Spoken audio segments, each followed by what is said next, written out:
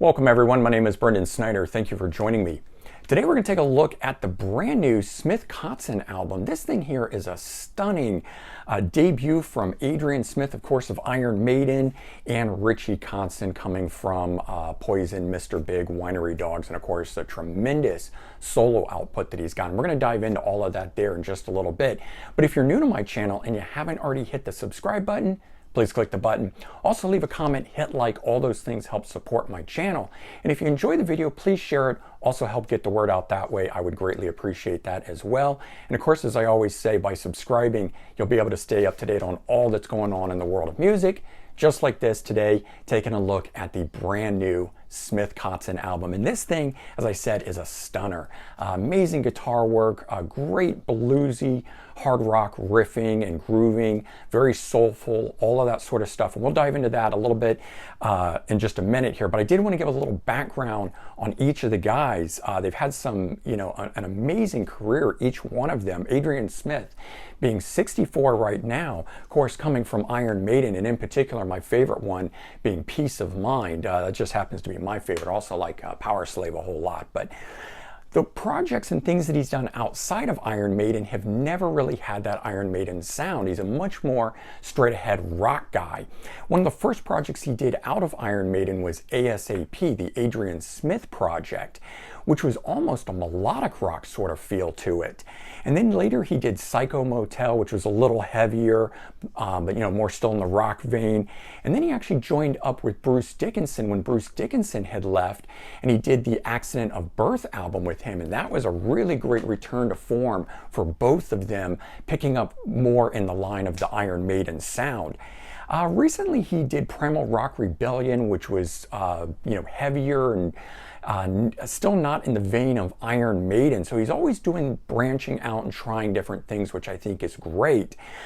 This one here, I have to say, is probably my favorite of everything that he's done, next to maybe the ASAP. And of course, Richie Kotzen, the other main guy in here, and he's done, tremendous work as a solo artist. This is one of his early albums that I really like. It's got vocals on it, whereas some of his other earlier ones were strict instrumental. But he came to prominence when joining Poison for their Native Tongue album, which in particularly I really liked. He brought a very soulful groove to them that wasn't really part of the Poison sound. They had the blues rock, but they were full on glam metal kind of a sound, and he really brought them in, making them far more soulful, which I really liked, pulling that blues out. But then after that, he joins Mr. Big for this album here, filling in for Paul Gilbert, and made actually 2 albums together, this one here as well. And so the other project that he's done, which maybe this album, Smith Kotzen, is most closely related to, would be the Winery Dogs in terms of its sound. And if you know the Winery Dogs, then you're going to know along the lines of what this sounds like here.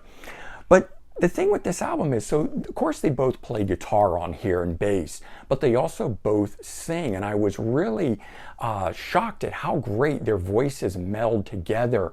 And they don't just one sings one song, one sings another.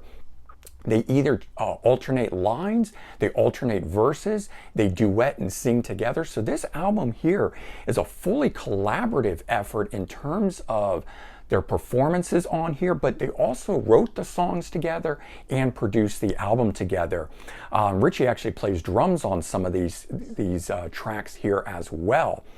And so the guitar playing, of course, is what we're all here for, and there's some really great interplay between these two guys on here, and I think they feed off of the strengths of one another.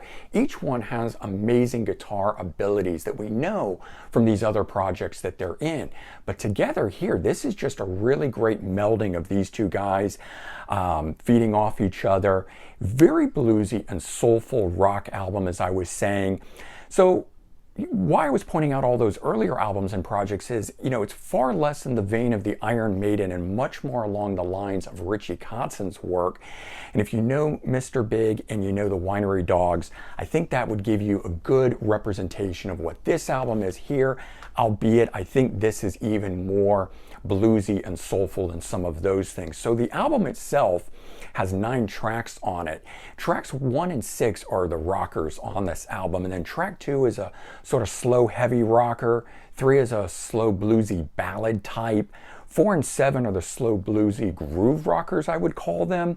And 5 is just an all-out straight blues number on here. 8's got a more melodic, soulful feel to it. And then number 9 is kind of the odd man out. It's a real dirgy blues kind of song on here. But 4 of these really stood out to me. So track number 1, Taking My Chances. That one is as I said, is a great rocker. A lot of shred on it, just amazing guitar, sort of histrionics and everything going on with that. And then track 6 being the other rocker on here, of course, I went for Solar. It's called Solar Fire. And as I said, another shred rocker, but the cool thing is Nico McBrain from Iron Maiden guests on it with drums. So he's on there, check that out. Track number 7 is another favorite of mine on here. Quite possibly my most favorite on here. You Don't Know Me. This one here is a slow bluesy groove rocker, but it's kind of Dokken-esque. You know, it sounds like George Lynch playing lead on it, kind of a thing. And it's got that slow bluesy sound in the way that Dokken sings over it. So very cool if you like Dokken, which I happen to. So I was drawn into that one immediately. Track 8, I Want to Stay. Very melodic, soulful, and emotive feeling type song on it. So right there, I mean, you just got a lot of different styles between the rockers, the slow bluesy rockers, the straight blues, the groove, oriented songs. Lots of different stuff on here. So let's take a look at this. This is the packaging on here. Kind of cool logo where they integrate the S and the K, but they put their names around it there. And then on the back side here, we get the two guys with the track listing down. And of course, if I open it that way, just trying to keep the reflection off it. And then on the inside, and there's the disc. Let me pop the disc out for you guys. Oh, actually, there's nothing under it there, but I'll show you that shot there. And let's take a quick look at the booklet here. So again, the great cover that's on it. I like what they've done.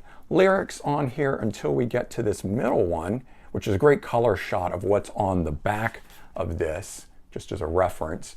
Kind of zoomed in shot there, and cool little logo thing on the interior, and of course it tells you who plays and all that sort of stuff that's on it. So not a lot in the way of the packaging, but there are some cool shots. I really don't like it when artists put out booklets and there's no photos of the band members in there. It's all kind of, skeptical as to whether they got together in a studio or didn't. But here we got some photos. We know that these guys did.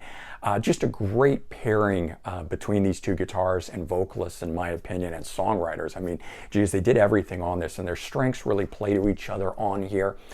I really highly recommend this for fans of amazing guitar work, but also for people who enjoy bluesy, soulful rock. And certainly if you're a fan of Richie, pick this thing up here. I think it's going to blow you away.